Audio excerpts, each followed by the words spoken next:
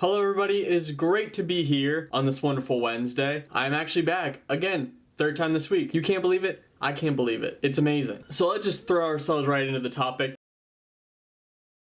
I got another article today to talk about. Emmy voter reveals brutally honest ballot. And let me tell you, he sure was honest. So if you guys aren't familiar with the Emmys are coming up this Sunday. And that is the night where everybody celebrates the best of television over the year. It's not like the Golden Globes, because the Golden Globes still honors movies, and they do movies and television together. But the Emmys does solely television. So with this award show, they have an academy. Like the Academy Awards has an academy who votes. Another big thing about these academies are everyone is basically supposed to be anonymous, which is why the article today is written by Anonymous. And you know, it almost works in his favor that he's supposed to be anonymous, because I don't think that he wants people to know he's saying these things. And this article is basically about him telling us who he voted for, why he voted for them, and kind of the analysis he provides for the other shows that were nominated in each category. I always feel like if you're part of an academy or a collective or the Hollywood Foreign Press or any organization or group that is voting on any form of art,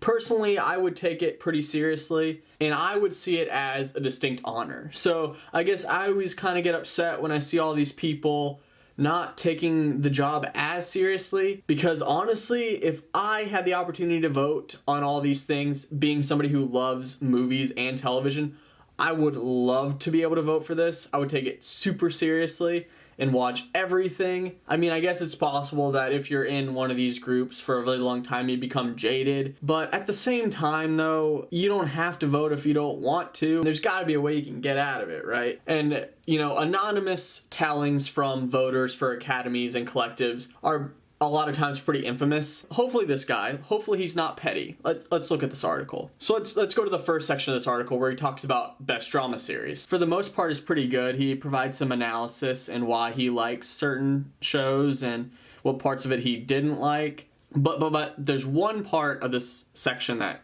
sticks out to me. Also, it's a network show. And he's talking about the show This Is Us, which is on NBC. He says that he put his vote in for This Is Us. Also, it's a network show, which means having to make more episodes than any of the others and having many more opportunities to belly flop. And I like TV networks.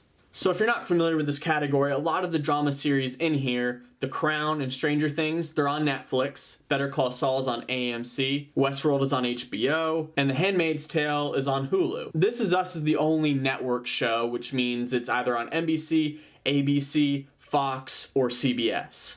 And every single one of these shows, if I remember correctly, has less than 15 episodes. I think Westworld even has only 6 to 8 episodes. And I've never seen This Is Us, so I'm not picking on This Is Us. I'm sure it's a great show. I've heard great things. You know, I can understand where he's coming from. You know, in theory, you can put a lot of great content and pack it into 8 episodes, and it's a lot easier than trying to stretch it over 20 episodes. But shouldn't you have a story that spans 20 episodes anyway and doesn't feel like you're just filling time? As somebody who grew up watching a lot of network television and somebody who has started watching a lot of shows on Netflix and HBO, like a lot of the ones nominated in this category, I can say that I almost like the approach better of telling the story in the time span it should be told in. Looking back now, I think it was pretty annoying when you have one story that they just draw out for an entire season, which you feel like they could have done in a much shorter time. And I definitely agree that This Is Us does deserve credit for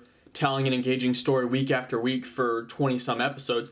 Absolutely, but I don't think it should get extra points. I think that whatever the best show was is the show that should win. Oh, and then he ends it with, I like TV networks, which is fine, but I feel like there's a little bit of a bias here. We all like underdogs. I don't think a network television show has won best drama in a really long time. He says a lot about This Is Us, so I feel like I can't fully go too hard on that statement, because it seems like This Is Us he overall thought was the best show. So the first section on drama series is pretty good, so let's move on to the next one, which is best comedy series. Opening line, I don't regularly watch all of these, but I sampled them all. What? This isn't Costco. I don't need to decide what cheese to buy. I think that if you're going to vote on the best television comedy of the year, you should at least be seeing the entire show. There are some TV shows that have like a huge story arc throughout an entire season. If you watch episodes 1 through 2, you don't get that full experience. Because I think that if you're gonna watch one scene or one episode or 2 to 3 episodes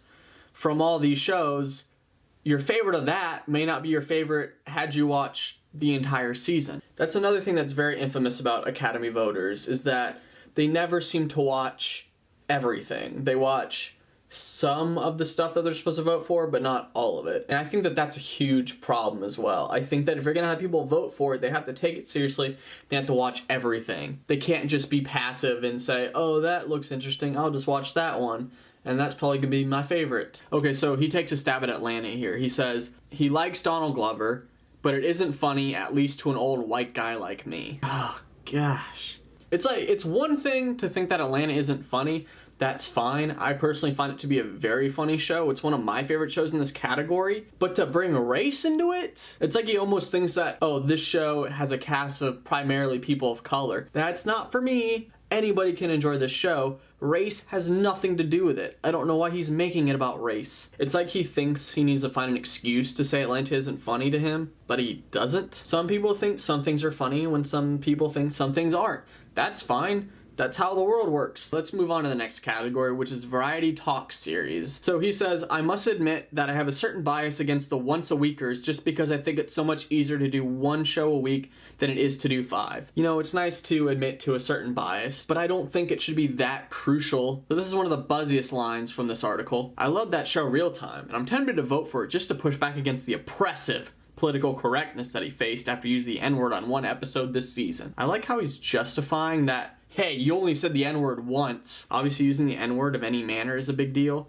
I mean, that's something that's going around right now on YouTube. The question that arises after reading this is, how many times on a daily basis do you think this guy uses the N-word or like mutters it under his breath? Is this guy friends with PewDiePie? I also like he uses the word oppressive to describe political correctness. Like, that's the adjective he chooses to use for political correctness. And he finds nothing wrong with that whatsoever. There's so much wrong. I also think it's a sad world that we live in right now where he's potentially going to vote for a show because he hates political correctness. So basically he's saying that people being outraged over him saying the N-word has something to do with political correctness.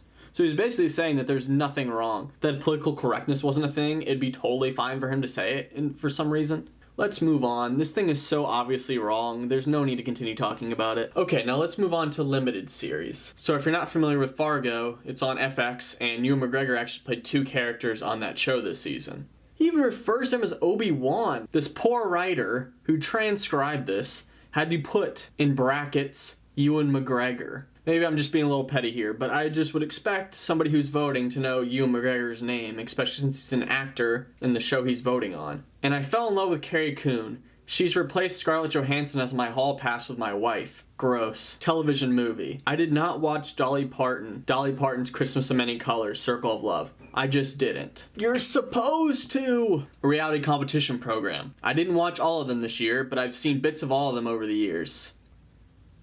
Top Chef. Is that the one with the cranky chef? He's referring to MasterChef. This is why seeing bits of stuff does not constitute having knowledge of said subject. Project Runway and RuPaul. They're a little too female, a little too gay for me. They're fine though, they're fine, I promise, they're fine.